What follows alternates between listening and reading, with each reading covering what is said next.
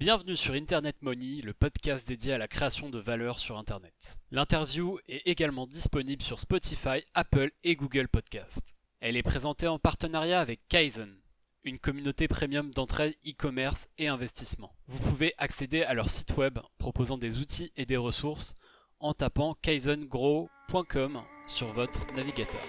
Bonne écoute! Ok, bonjour à tous. Première question, donc Kempe, est-ce que tu peux nous détailler un peu ton parcours et ce qui t'a poussé à faire de l'e-commerce? En gros, que ce soit niveau lycée, c'était pas forcément le truc le plus passionnant que j'ai fait. Heu, Bac S classique, hein, le on n'a rien fait d'incroyable à ce moment-là. Après je suis parti en école d'informatique. J'ai pas trop trouvé ma voie là-bas. Concrètement, ça me faisait chier. J'ai voulu, adopter la partie informatique en alternance, donc j'ai voulu rentrer à l'ETNA, je sais pas si vous connaissez? Sauf qu'il fallait une alternance et en gros, j'avais trouvé une alternance, il fallait que je fasse, un entretien d'embauche à ce moment-là et cet entretien, c'était avec, un RH, que j'oublierai jamais. On a discuté, du coup, c'était pour être dev web, nin et tout, dans une petite boîte à Montrouge et le pote, qu'est-ce qu'il m'a lâché? Il m'a dit à la fin: «Ouais, qu'est-ce que tu vas pouvoir apporter à l'entreprise?» J'ai dit, bah, en gros, que j'apprenais vite, que, j'allais pouvoir m'adapter assez rapidement et cetera. Et ce que j'oublierai jamais, c'est que le boug m'a fait: «Ouais, bah, du coup, on se revoit la semaine prochaine parce que là, je te trouve trop arrogant». Du coup, j'ai vraiment réfléchi à la chose, j'ai fait: «Mais attends, alternance, c'est combien?» C'était genre, à ce moment-là, je devais avoir peut-être 900 et quelques, 900 et quelques euros. J'ai regardé, j'étais en mode: «Mais attends, que ce soit le CTO qui me dise: «Tu pas les compétences, tu pas un truc comme ça», je veux bien. Que ce soit un connard de base de RH qui, palmarès, il a 4 mecs à gérer dans la boîte, qui se permet de me chier dessus, donc qui sont les termes, hein. J'avais un peu la flemme, donc comme j'avais un pote à ce moment-là qui faisait un peu d'e-com, dessus, ça c'était en 2017. Qui lui, je crois, il était aux alentours du 10K de bénéf par mois, un truc comme ça. J'étais en mode: «Waouh, c'est l'Eldorado le bordel». J'ai foncé, genre. J'ai pas réfléchi plus que ça, j'ai foncé, j'ai fait: «Eh, on va arrêter les conneries, montre-moi ça» et au début, on a parlé de 3 choses. Il m'avait aiguillé sur une ou 2 formats à l'ancienne et puis, après j'ai essayé de découler à partir de là. Genre, j'ai fait un petit parcours un peu atypique, parce que j'ai pas forcément commencé par du Shopify pour Shopify, j'ai fait pas mal de trafic gratuit au début, donc que ça soit sur, des marketplaces, que ça soit même, les fameux Leboncoin. La technique Leboncoin, je l'ai saigné avant même que les gens ils existent. Après après en gros ça fait comme 3 ans que j'en fais, un petit peu plus, donc j'ai eu le temps de snowball depuis et puis ça a été, on va dire une partie accumulation. Partie scaling et puis maintenant une partie diversification. Voilà plus ou moins le parcours, et ce qui m'a poussé à faire de l'e-com. Puis avant, le reste de ma vie n'était pas très, très intéressante et ça collerait pas au personnage mystérieux sinon. Ok, carré. OK, OK. Du coup, maintenant, revenons un peu au jour d'aujourd'hui. Comme tu as pu le voir, l'année 2020 était un peu atypique, on va dire, pour la plupart des gens. Et donc, pour toi, c'est quoi un peu ton bilan de cette année?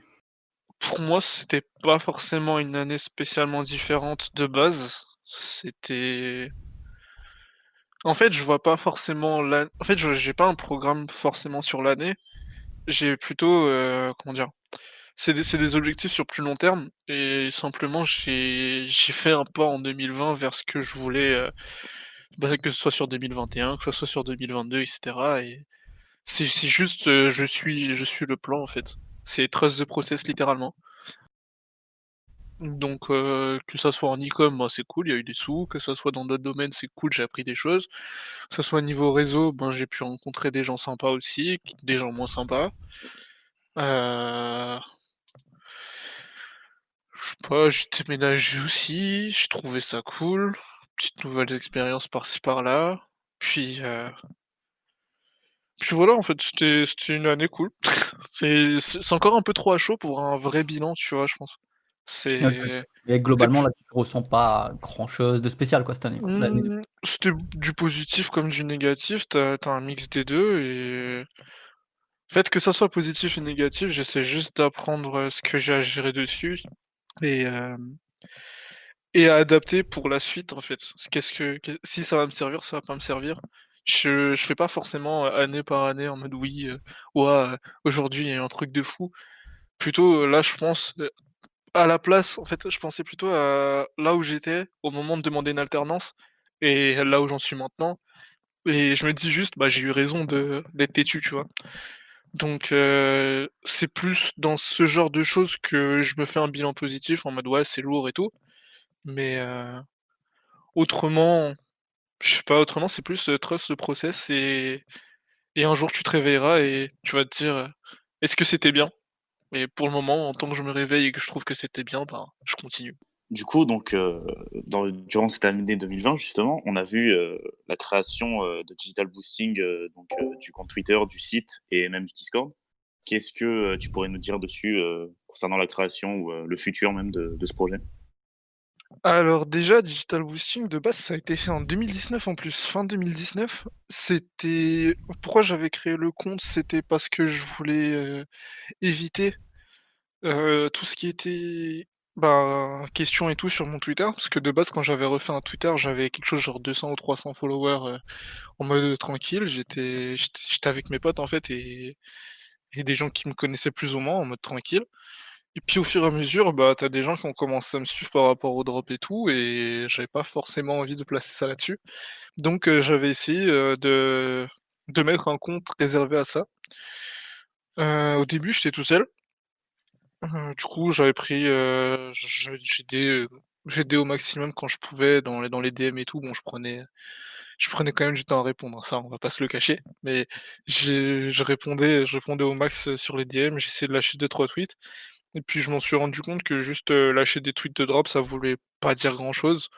Genre, je trouvais ça naze et j'avais pas forcément envie de continuer dans ça. Donc c'était au moment où tu avais des mecs qui me demandaient du mentoring et des trucs comme ça. J'ai là, il y a eu Fouad qui était venu, donc avec moi, on a pris quelques mecs en mentoring dessus. On a mis ça un petit peu sur les side projects parce que, bah, on n'est pas des formateurs à temps plein et c'est vraiment pas notre objectif. Donc on avait laissé ça sur le côté, on avait pris, des personnes quand on pouvait, on les aidait au maximum. T'as des mecs, qui ont bien commencé, d'autres, que j'ai pas de nouvelles depuis. Et puis après, on avait mis aussi ça en suspens au moment où on avait été contacté pour être intervenant avec Comme+. Donc on a passé un peu de temps dans ce projet que du coup, on n'a pas eu le temps de continuer sur Digital Boosting. Le site a été fait, mais on n'a pas encore, vraiment retravaillé cette partie. On a plus, géré la partie agency, donc que ça soit pour des plus grosses entreprises. Mais la partie digital boosting en tant qu'elle-même, je pense qu'il y a moyen que je la reprenne pour 2020 ou un truc comme 2021 pardon, ou au moins que j'en fasse un petit truc sympa, type, il va y avoir, des lives à tel et tel moment, type, faire deux trois trucs, rendre le truc un peu plus communautaire. Ok, OK, ok. OK, très Et très pour intéressant. du coup rebondir là-dessus, par rapport un peu à ce que tu as fait du coup pour Ecom Plus, est-ce que tu as un petit bilan de ça et ce que t'en as pensé? Pour moi, la formation Ecom Plus, elle est vraiment bien, genre au niveau du contenu.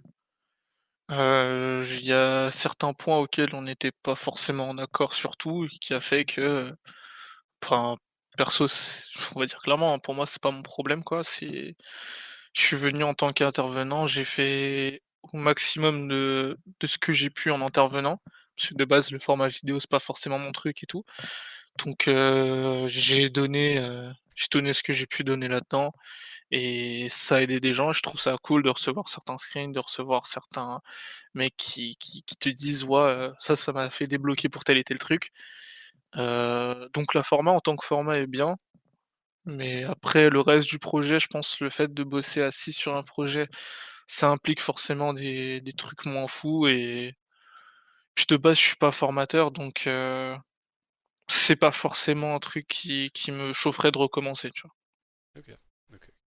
Et comment est-ce que tu te vois dans un an et dans 10 ans au niveau de tes objectifs, au niveau de l'e-commerce ou est-ce que tu comptes te diversifier?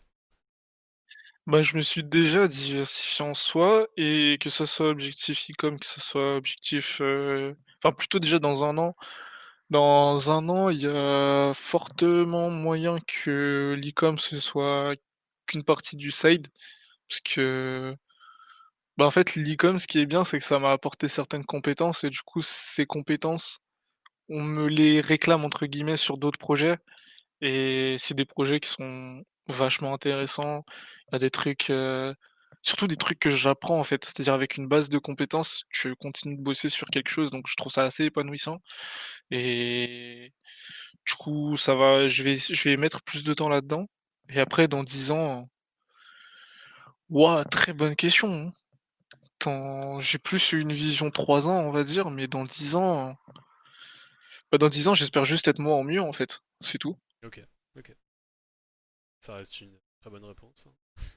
Bah, c'est dans 10 ans, ça se trouve, je serai mort, ça se trouve, dans 10 ans, je serai pauvre, ça se trouve, dans 10 ans, on sait pas, tu vois? Donc, Ouais, mais ce que tu juste souhaiterais, tu vois. ce serait moi en mieux.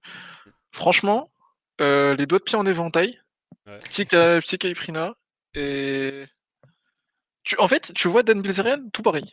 d'accord, ok. Ouais. Tout pareil. C'est clair. Non, on contrôle un Ouais, petit peu, mais tu vois, genre, vraiment, sur le coup, dans 10 ans, en fait, c'est vraiment c'est vieux dans 10 ans, tu sais? Quand tu compares maintenant avec 2010, genre, tu m'aurais dit en 2010, tu te vois maintenant, ce que tu fais. Hmm. En mode, bah, pas du tout, tu vois? Genre, pour moi, ça existait pas. Pour moi, j'en ai aucune idée. Donc pour ça, je me réserve, en fait, une petite dose de surprise. Ok. Si tu prévois tout, c'est pas marrant. Ouais, c'est pas faux. c'est vrai et surtout même quand tu prévois en général, il y a toujours des imprévus, quoi. Oui, mais tu peux prévoir le gros du truc, mais Oui. si ça se trouve, dans 10 ans, je vais apprécier d'autres choses. Si ça se trouve, dans 10 ans, j'aurai d'autres passions. Si ça se trouve en fait, c'est assez simple, tu vois? Ça va être une expression assez, entre guillemets, «courante» pour tout le monde, mais cette fameuse liberté financière. Genre, je pense que vraiment dans 10 ans, j'aurai vraiment au moins une grande partie de ce projet, accompli.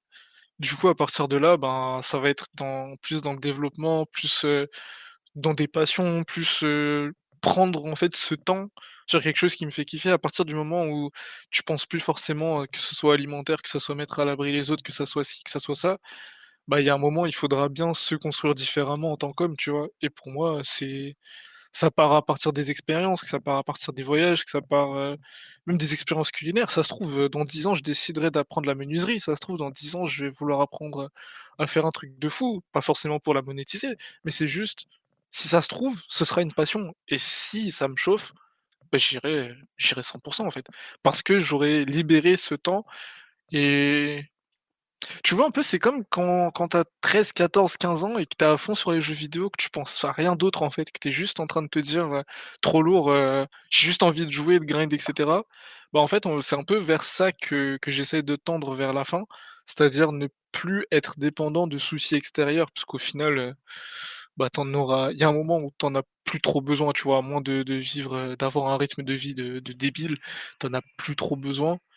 Donc quand tu sais que tu as facile, allez 5-10 ans de sécurité pour absolument tout et que tu peux vraiment te permettre de faire ce que tu kiffes, si ça se trouve, je retournerai sur League of Legends me brûler le cerveau. J'espère pas, mais bon, ça se trouve, je vais être menuisier pour un truc qui va me faire kiffer, si ça se trouve, je vais faire une association, si ça se trouve, je vais faire quelque chose. C'est vraiment je me laisse cette surprise pour dire: «Je vais faire quelque chose qui m'épanouit, kiffer la chose et évoluer dans cette chose». En gros, c'est tant que tu feras quelque chose, mais qui te fera kiffer à ce moment-là, quoi, tant que c'est Ouais, mais c'est full découverte. Je me vois faire des trucs que je kiffe, c'est tout. OK, OK, ouais, c'est vrai que c'est un peu la belle vie, quoi. Ouais, je Et suis assez esprit shonen, dans ma tête. ouais, non, mais franchement, je partage bien. J'aime bien, j'aime bien. Et sinon, actuellement, c'est quoi un peu ta journée type? Ça se lève, ça réfléchit à pourquoi je viens de passer une nuit de merde, puis bon après douche compagnie pour essayer de redevenir un être humain après le moment où tu es un grognon ours. Petit café, tout le truc. De temps en temps, ça respire un peu d'air sur la terrasse, de temps en temps, pas forcément envie. Heu Des fois, ça regarde juste, en fait, le truc de la veille. Genre, c'est vraiment juste, comme le matin, je suis pas trop, fan, pas trop actif de certaines choses, je regarde, en fait, je regarde et je prévois la suite. puis après, je grignote un truc, soit je fais un truc ou n'importe quoi et au moment où, je suis bien réveillé, en général sur une Yes Life, on va dire 10 heures, au moment où je suis bien réveillé, ça commence juste à bosser. Peu importe ce que j'ai à faire, en fait, je me pose dessus, je commence par une étape 1 et à partir du moment où je commence par une étape 1, je peux faire n'importe quoi, en fait. Pas forcément des trucs mieux productivité, je sais pas quoi, mais à partir du moment où j'ai mon point A d'entrée, je peux faire n'importe quoi et du coup, j'ai une sacrée capacité de taf, ça fait que je peux bosser autant que je veux et puis après, au moment où j'ai plus envie de bosser sur la journée ou que je décide de repousser certaines choses pour le lendemain ou que j'en ai plus besoin ou X ou Y, ben, ça peut partir sur, une détente, un resto, sortir. Bon là, sûr que là, il fait pas très beau, mais c'est pas forcément le moment, mais tout dépend aussi de ça, tu vois? Je peux aller taper un resto le soir, je peux sortir juste même pour des trucs simples. Je reste un mec simple au final, hein. Ouais, putain, les restos, quoi. Ah ouais, OK. Mais Ah non, ouais. mais des restos, les petits trucs ou même le fait de se balader, tu vois? Genre, des fois, c'est con, hein, j'aime trop foutre une paire de claquettes, aller marcher. Là, je peux moins parce qu'il fait froid, mais pendant l'été ou des trucs quand il fait chaud, j'aime trop ça. Clairement, marcher, ça fait du bien. Franchement, en plus, ça te permet de Même c'est même grave pas bien. dans le cadre sportif ou quoi de la chose, hein. Ah, C'est pas que juste, sportif. aller respirer du truc. Tu mets tes AirPods, tu écoutes ta musique dessus, puis c'est tout en fait. Genre Et des fois je réfléchis niveau à mon mental et truc. créativité, c'est fou, hein.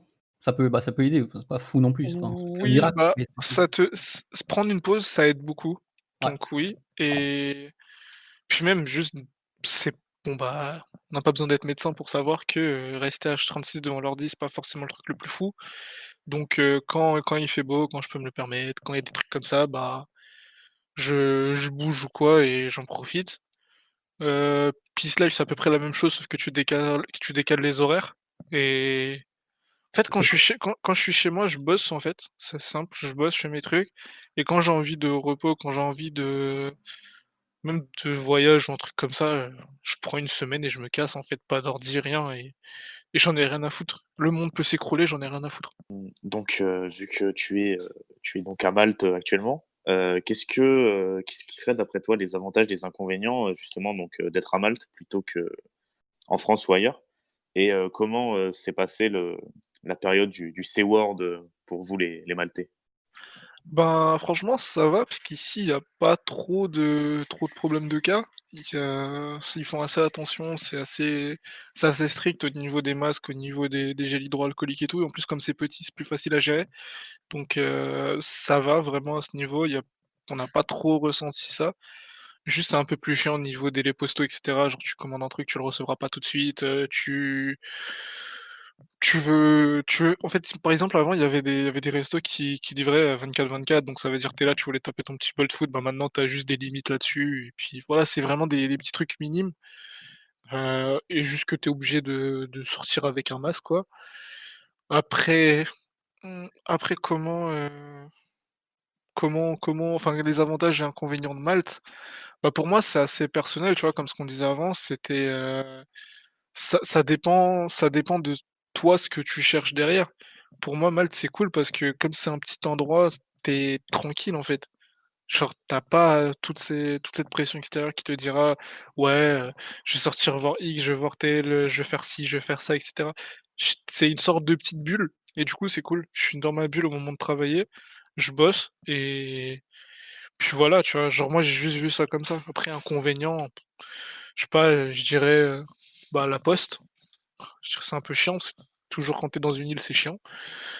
Heu, il y a pas tant de choses chiantes que ça, en fait, tu vois? Pour moi, c'est vraiment à chaque fois du personnel. Tu vas trouver un truc chiant à tel endroit, mais moi, j'ai pas forcément de gros inconvénients, sinon je serais déjà parti et en fait, c'est simple, pour moi, c'est vraiment ma petite bulle de concentration. Ça fait, il y a pas la famille autour, il y a pas les potes autour, il y a pas un truc comme ça.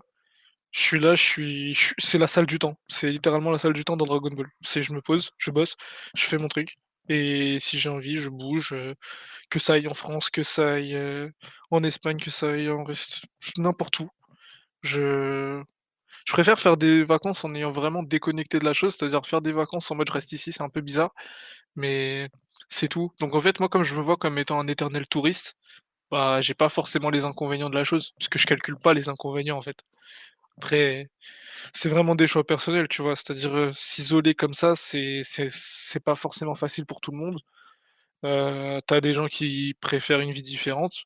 Moi, ça me va complètement, ça me permet de bosser et de profiter quand je décide de profiter, en fait. OK, OK, je vois, c'est des choses qui reviennent assez souvent, en vrai, dans ton discours et cetera, la tranquillité et le fait d'être, assez, concentré, on va dire. Bah, je suis comment dire? Pour, avoir un bon focus, pour avoir une bonne concentration, je suis plus partisan de je préfère souffrir 3 mois et profiter le reste du temps, que de faire semblant de souffrir tout le reste de l'année pour rien faire, en fait. Donc pendant 3 à 4 mois, 5 mois et tout, c'est la salle du temps, c'est j'ai pas de vie, je bosse et puis après quand j'ai envie, bah, j'enchaîne ce que j'ai envie d'enchaîner, tu vois? Donc Q3, Q4, le gros charbon, Q2, petite préparation, Q1, c'est le moment où tu souffles un petit peu. Par exemple, je vais prendre sûrement des vacances début, enfin fin du mois ou même début février, un truc comme ça. Je reprendrai quand j'aurai envie. Donc c'est vraiment c'est la salle du temps en fait. J'ai pas d'autres mots, ça revient à chaque fois, la salle du temps. Très esprit shonen, quoi. Quand il faut bosser, quoi. Bah, c'est ça, c'est en fait, tu peux te trouver 50 excuses pour pas bosser, pour trouver des trucs de productivité, pour te trouver des trucs de mindset, pour te trouver ta douche froide et cetera. Heu, Perso, je n'en ressens pas trop le besoin. Genre, c'est pas du tout mon truc. C'est le seul truc que je retiendrai forcément, ce serait la partie discipline. Genre, j'ai toujours été relativement discipliné à partir du moment où je l'ai décidé. Puis après, ça se pose et ça bosse, quoi. Ouais, l'autodiscipline, c'est très important, que ce soit dans le travail ou que ce soit dans le sport aussi, Bah, je l'ai apprise dans le sport, donc du coup, j'ai pu l'intégrer directement au travail sans me poser forcément des grosses questions. Parce qu'en fait, c'est assez simple, mais tu bosses pas, t'as pas de résultat, point. Genre, c'est pas de la magie, mais il y a des gens qui ont besoin d'expliquer avec des traits de 10 pages et tout, pour t'expliquer que tu as besoin de faire après un Trello et une to-do list et cetera et tout ça. C'est pas mauvais, un Trello to-do list, mais fondamentalement, si toi, t'es pas un minimum discipliné et que tu te dis pas: «Je vais bouger mon cul à tel et tel moment» et surtout que tu te respectes tes engagements, sur tes engagements à toi-même, bah, tu peux faire des Trello avec des belles couleurs, tu peux faire une to-do list, bien affichée sur ton frigo, tu peux faire ce que tu veux. Ça c'est pas ça qui va t'aider, tu vois? Donc moi je t'ai dit, je suis un mec assez simple dans l'histoire, c'est il faut bosser, point. non, mais Je m'arrête vraiment à là, en fait. c'est sûr que c'est pas le fait de faire la to do list qui va te Non, la mais to do list va t'aider. c'est bien pour Oui, l'organisation, tu vois? non, mais Si ça ça te t'aide. permet de te rappeler et cetera, tous ces points positifs, oui, mais tu vois, en fait, l'action basique est assez simple. Tu te sors les doigts du cul et tu bosses, point. C'est ça, c'est que ça t'aide, mais c'est pas ça non plus qui va tout faire. Ouais, du coup, donc dernière question, est-ce que tu as un livre préféré? Lequel et pourquoi? J'ai pas forcément de livre préféré, heu, en fait, j'aime bien lire depuis vraiment petit, en fait, donc je me suis jamais mis à la lecture. C'est-à-dire, que ce soit petit avec, des conneries d'Harry Potter ou des ratus malins et cetera, genre j'en ai lu pas mal des livres, que ce soit des romans, que ce soit des trucs comme ça, donc après, même maintenant avec des livres un peu plus sérieux, un peu plus terre à terre, bah, j'aime bien lire, mais du coup, ça peut être sur plein de sujets, que ça soit sur de la nutrition, que ça soit sur, de la biomécanique, que ça soit sur de la neuro, que ça soit sur, la psychologie acheteur, que ça soit sur des choses comme ça. Il y a pas mal de sujets que j'aime beaucoup lire.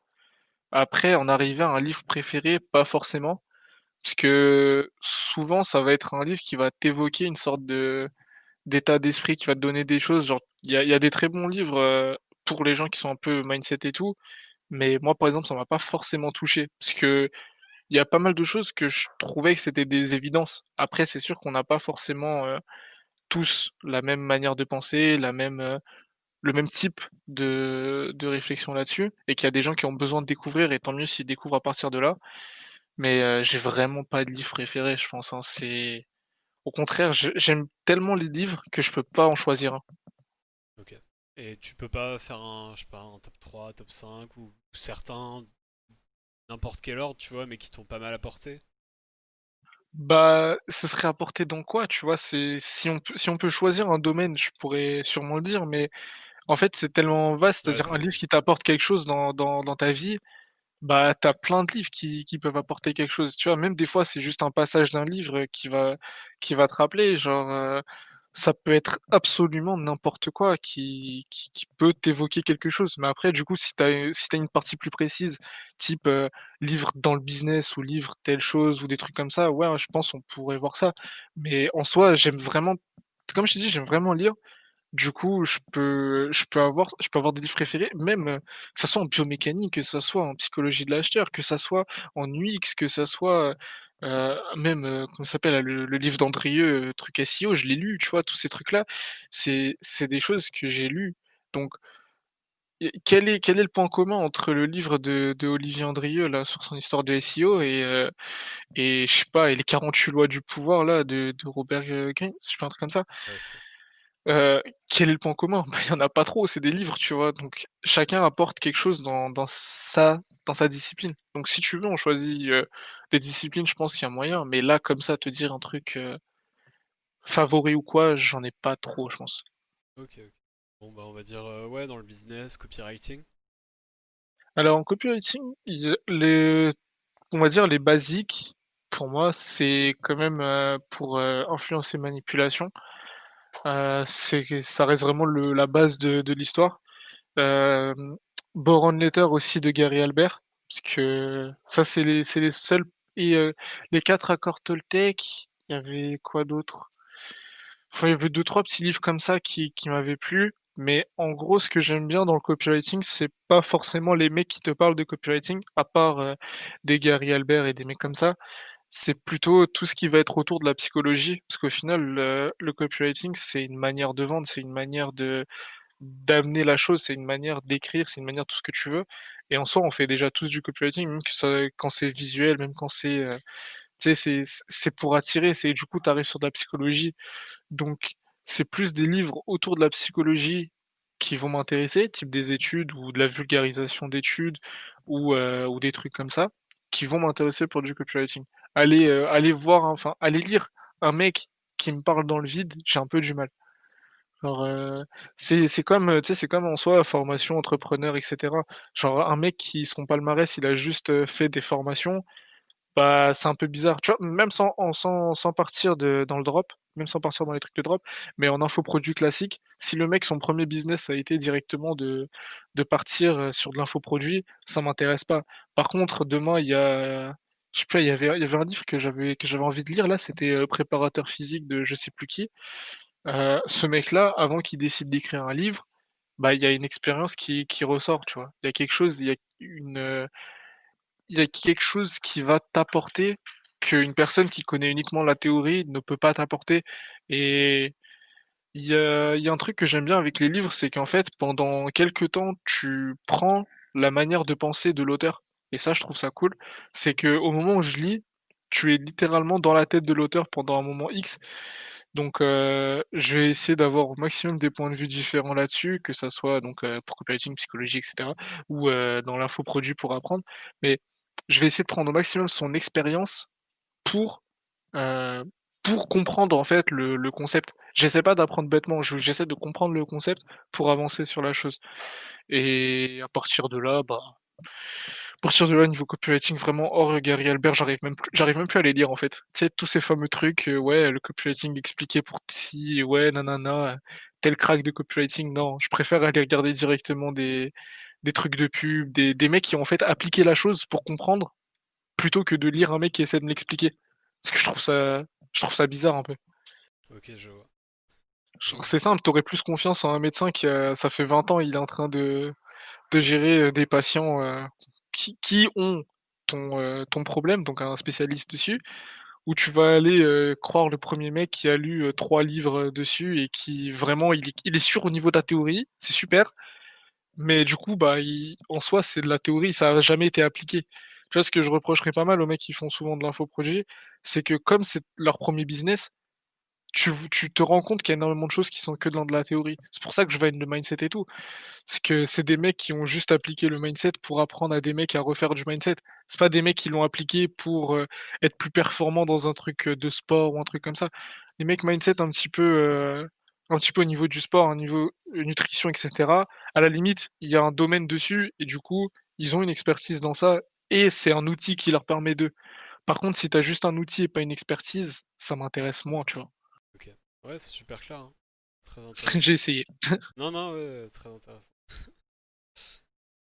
Ok, bah du coup c'était la dernière question. Merci en tout cas d'avoir participé, Kemper. Eh bien, merci à vous.